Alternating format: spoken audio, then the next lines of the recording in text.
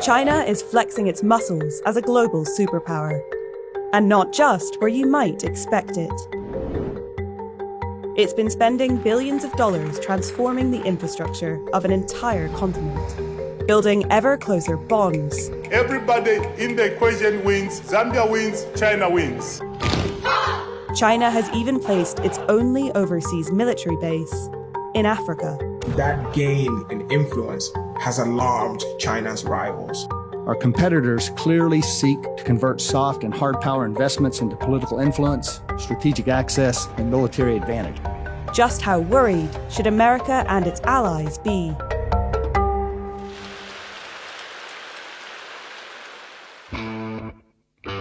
In the 1960s, Zambians were celebrating independence from the British.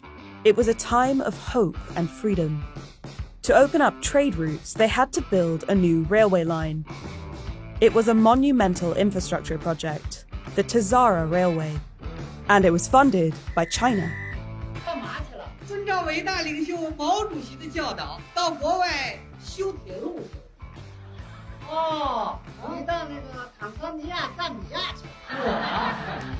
It was the most expensive infrastructure financing project that the Chinese had ever done.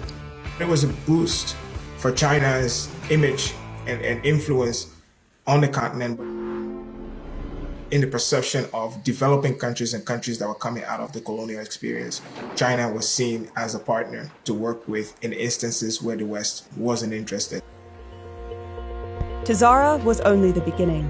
By 2022, China had helped lay around 6,000 kilometers of railway lines across the continent, amongst thousands of other urgently needed infrastructure projects. It has built roads in Mozambique, hospitals in the Republic of Congo, a dam in Sudan. Since 2007, China has financed more African infrastructure than the next 8 overseas lenders combined. But all that investment comes at a price. Much of it is financed by loans. African nations' total borrowing from China since 2000 is almost $160 billion. Angola, Ethiopia, Nigeria, Zambia, and Kenya account for half of that borrowing, though all but a few countries owe something to China, and much of it to state-owned Chinese banks. And there's more than one way to call in a debt. Africa is a voting bloc of over 50 countries of the United Nations. That is a significant bloc, and the Chinese have exploited this. They've used this to their advantage as best as possible. In recent years, African nations have regularly backed China en masse. In 2020, 53 countries issued a statement supporting China's crackdown in Hong Kong. Almost half of them were African. Some believe this diplomatic support is driven by the debt these countries owe China and the supposed control this gives it. They have lured African countries into what we call debt trap diplomacy. China has extended leases on critical infrastructure like ports and airports. You have to imagine that if you were a Chinese rival and China was going around the world and getting significant boost to its influence by providing infrastructure, this narrative that China was actually trying to entrap its partners was a very, very attractive one. It's a view fueled not by facts, but suspicion. The terms of many of China's loans to African nations are shrouded in secrecy. China doesn't produce reports and documents on how much money it's lending, where the money is going. That kind of transparency is not characteristic of the Chinese system. In the rare cases where researchers have been able to uncover information, it's clear China plays hardball. All revenues from the Entebbe airport in Uganda, for example, are used to pay the Chinese lender who helped build it, before anyone else.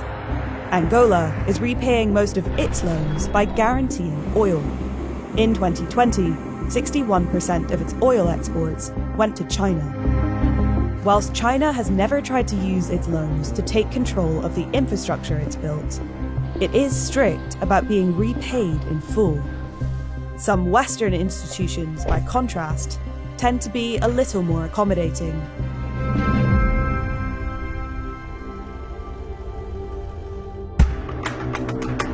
there are more conspicuous signs of China's growing power on the continent.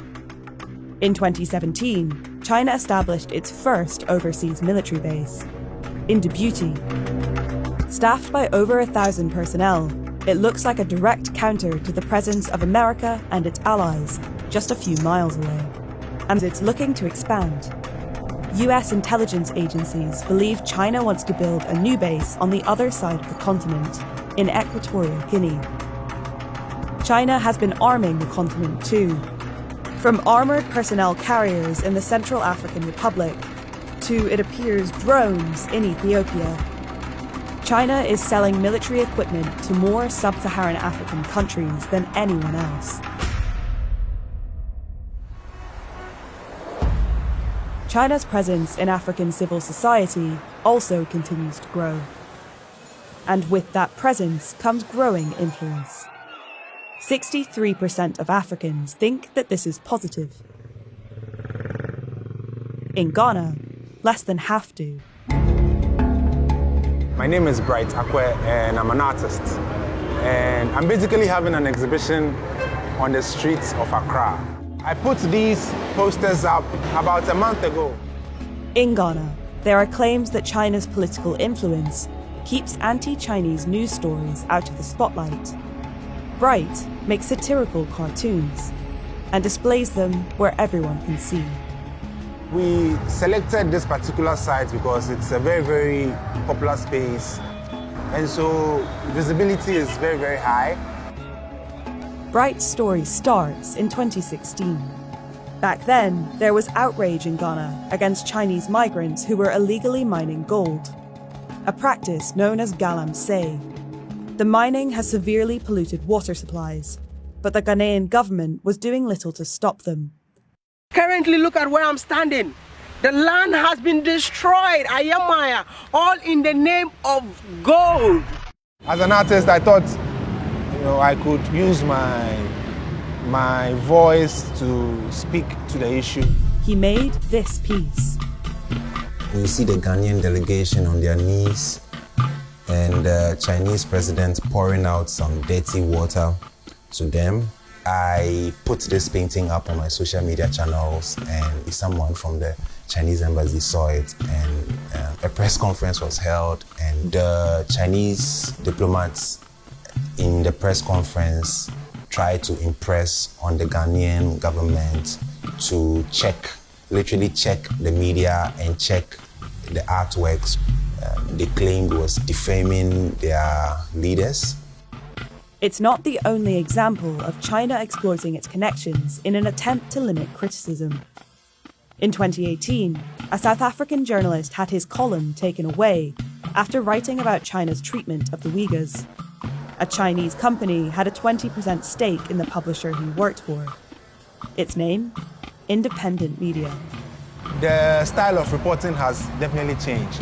And a lot of these stories, I don't think they make it to the mass consciousness anymore. Now, China is making bolder moves on the African media landscape. Fellow Ghanaians, my name is Papa Star Times. Star Times, enjoy digital life. Star Times, a Chinese digital TV operator, has an ambitious vision to give millions of Africans access to satellite television, distributing its hardware across the continent. This deal has been one of the very, very controversial ones, especially regarding how much influence Star Times is going to have with regards to what is seen, what is not seen on our TVs, and how much that goes on to dictate how people largely see the Chinese. I think it's an issue that borders on our democracy and perhaps even our security as a country.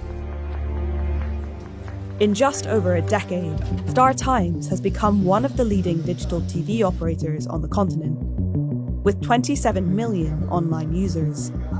Its service carries hundreds of African channels, affording it increasing control of the digital airwaves.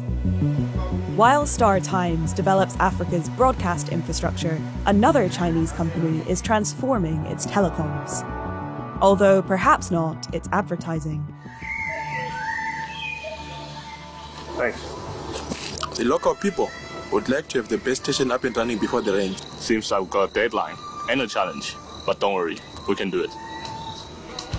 Africans have largely welcomed Huawei and its development of the continent's 4G internet network. As far as China is concerned, what we saw for mining companies, what we saw for construction companies, we're seeing the exact same thing now for tech. Financing undersea cables for digital infrastructure. Transsion has the largest share of any phone manufacturer in Africa. There's the fear that the Chinese might use their construction of the telecom systems to spy on African governments, and as an extension, spy on Western governments that are doing business with African governments. I think that concern is legitimate. But I think in a place where the options aren't as many or as price competitive, I think the Chinese will continue to play a very big role. The seeds China planted in Africa decades ago have spread deep roots. Today, Chinese lending may be slowing, but its power and influence over society and politics on the continent will continue to grow. Western concerns are inevitable and understandable, but all too frequently, Western policymakers forget that African leaders and people aren't just bystanders. This idea that Africans are sort of bamboozled and sort of tricked into accepting a deal that is actually not working for them infantilizes Africans, and somehow they need Westerners to come and defend them from the shifty and tricky Chinese. Rather than worrying about what China is up to in Africa, perhaps Western governments should spend more of their time thinking about their own relationships on the vast and vital continent. There has to be a reassessment of how the West sees Africa and Africa's place in the world. Because as far as the Chinese are concerned, they think Africa is going to play an important role in the world and they should be active in Africa. One hopes that the West can adopt the same attitude and not simply pay attention to Africa because it is a target of Chinese influence.